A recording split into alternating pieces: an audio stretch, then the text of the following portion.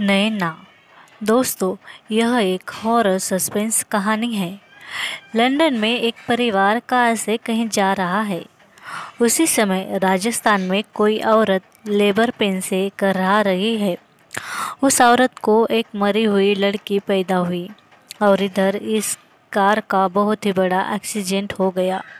उस कार में जो छोटी लड़की थी नैना, उसकी आंखों में कांच का टुकड़ा चला गया और वह जो मरी हुई बच्ची पैदा हुई थी वो भी बच गई। अब कहानी जाती है कई सालों बाद। उस कार में जो नैना थी वह तो बच गई, पर उसके माँ बाप कार एक्सीडेंट में चल बसे। नैना अंधी हो गई। आज उसका ऑपरेशन था।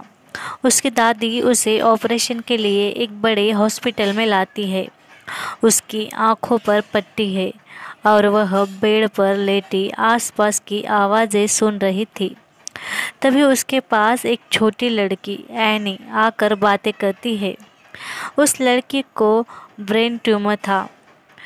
एनी एनी की बातों से यह लगता है। अब नैना की ऑपरेशन की पट्टी खोली जाती है, मगर नैना को थोड़ा धुंधला दिखता है। नैना खुश तो होती है बहुत। दादी नैना से बहुत प्यार करती है, वह भी बहुत खुश है। अब नैना शीशे में खुद को देखती है। नैना को मिलती है वही छोटी लड़की। वह दोनों बातें करते हैं। रात में अब नैना की आँख खुलती है। उसे बाजू के बेड पर जो आदमी था वह उठ कहीं जाता हुआ दिखता है। नैना उसे देखने की कोशिश करती है, पर उसे धुंधला दिख रहा था। उसे उसके आसपास अजीब सी आदमी दिखते हैं। यह आत्माएं थी। नैना बहुत डर जाती है। अब सुबह नर्स उसे चेक करने आती है तो उसी बेड पर जो आदमी था वह मर गया था। उसे लोग हॉस्पिटल से ले जा रहे थे। नैना कहती है, क्या हुआ उसे? नर्स कहती है, वह रात में मर गया। नैना कहती है, वो तो उड़ गया था। नर्स कहती है, तुम्हारा अभी अभी ऑपरेशन हुआ है, तुम्हें धुंधला दिखता होगा, कुछ भी मत कहो। नैना को अब डिस्चार्ज मिल जाता है। वह दादी के साथ घर जा रही होती है। नैना जैसे ही कार में बैठती है, कार के कांच पर खून गिरता है और वह बहुत डर जाती है। अब नैना दादी के साथ घर आती है। अपने पेरेंट्स की फ़ोटो देखती है। खुद का घर घूम फिर कर देखती है।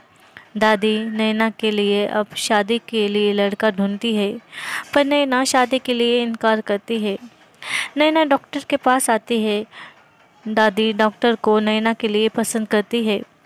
अब ऐसे ही नैना और डॉक्टर एक दूसरे को लाइक करते हैं। नैना को अभी अभी आंखें मिली थी। वह हर चीज़ को छोटे बच्चे जैसा देखती है और महसूस करती है। अब एक रात नैना घर में यूं ही बैठी थी, तभी बाहर से उसे अजीब सी आवाज़ें आती है। वह मेन डोर खोल बाहर जाती है तो एक छोटी लड़की रेनकोट पहनी नैना को कहती है, आपने मेरी मम्मा को देखा क्या? तभी नैना कहती है, कौन है तुम्हारी मम्मा? नैना की नज़र उस लड़की से थोड़ी हटती है कि वह रेनकोट वाली लड़की गायब हो जाती है। अब आधी रात में नैना को सपना आता है। वह पानी में खुद की परछाई देखती है तो उसे खुद की जगह कोई और दिख रहा था। अब वह नींद से उठती है और बाथटब में सो जाती है। वह पानी में डूब रही थी। तभी उसे अचानक से होश आता है। वह नींद में थी। उसे सपना आया था। वह डर रही थी। तभी उसकी नानी आकर उसको समझाती है और सुलाती है। अब सुबह नैना घर से बाहर जाती है। एक जगह आती है पेंटिंग सीखने। वह पेंटिंग कर रही थी। तभी एक अजीब आवाज़ आती है। वह अपने सामने देखती है तो एक औरत खड़ी नैना को ही देख रही थी। नैना बहुत डर जाती है। दोबारा उस औरत की ओर देखती है तो वहाँ कोई नहीं था। अब नैना देखती है, वह औरत उड़ती हुई नैना की ओर आकर नैना से टकराती है। नैना डर कर वहाँ से चली जाती है। डरी सहमी नैना रास्ते पर आती है तो उसे रास्ते के किनारे एक औरत दिखती है। नैना उसे देखती है तो वह आत्मा थी। अब नैना एक होटल में आती है और खाना ऑर्डर करती है। जैसे ही खाने के लिए एक चम्मच उठाती है, टेबल हिलता है। वह टेबल के नीचे देखती है, वहाँ एक बूढ़े की आत्मा थी। वह चिल्लाकर होटल से बाहर आ जाती है। डॉक्टर साहिल के पास जाती है, पर साहिल कहता है, तुम्हें भ्रम हुआ होगा, ऐसे कैसे बातें कर रही हो। नैना उस पर ही गुस्सा होकर घर वापस आ रही होती है। जैसे ही लिफ्ट खुलती है, वहाँ उस लिफ्ट में एक आदमी की आत्मा दिखती है। वह डर कर उस लिफ्ट में नहीं जाती। अब लिफ्ट दोबारा आती है तो अंदर कोई नहीं दिखता। नैना लिफ्ट में जाती है, तभी लिफ्ट बंद होती है और आत्मा नैना की ओर बढ़ती है। नैना चिल्लाकर लिफ्ट से निकलती है। अब यह 13 फ्लोर था। नैना 13 फ्लोर पर ही उतर जाती है। वह घर का दरवाज़ा खोल जैसे ही अंदर जाती है, वह घर में नहीं बल्कि किसी और की छत पर पहुंच जाती है।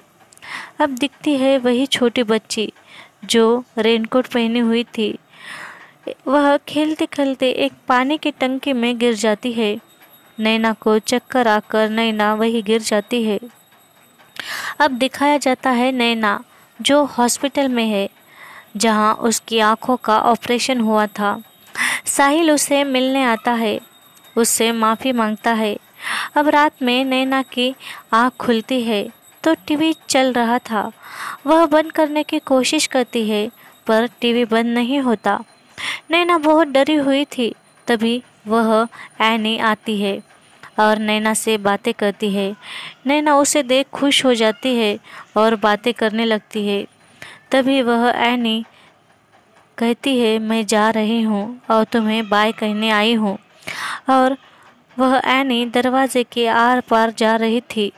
उसके साथ भी वही काली परछाई थी। नैना बहुत रोती है, यानी एनी अब मर गई थी। अब नैना रोती हुई ऑपरेशन थिएटर के बाहर बैठती है।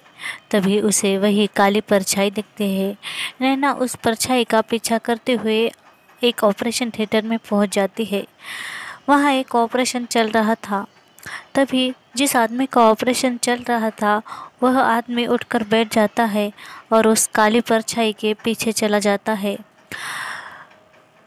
अब दूसरे दिन नैना एक चर्च में जाती है और भगवान से सवाल करती है, मुझे ही आत्मा और उनकी पीड़ा क्यों दिख रही है। मैं बहुत परेशान हो रही हूँ। अब नैना को उस एनी के साथ खींची तस्वीर मिलती है, मगर उसमें नैना थी ही नहीं। नैना की जगह कोई और ही लड़की थी। नैना घर आकर खुद को शीशे में देखती है तो नैना की जगह कोई और ही लड़की उसे दिख रही थी। वह सारे लाइट और शीशे फोड़ देती है। अब साहिल आता है। नैना उसे कहती है, मुझे शीशे में मेरी जगह कोई और लड़की दिख रही है। अब थोड़ा फ्रेश होने के लिए नैना साहिल के साथ बाहर घूमने जाती है। तभी उसे वही रेनकोट वाली लड़की की पोस्टर छपी दिखती है जो मिसिंग है। नैना साहिल से कहती है, ये छत पर पानी की टंकी में मर गई। अब उसी लड़की की लाश पुलिस पानी की टंकी से निकालते हैं। अब साहिल को नैना की बातों पर यकीन होता है।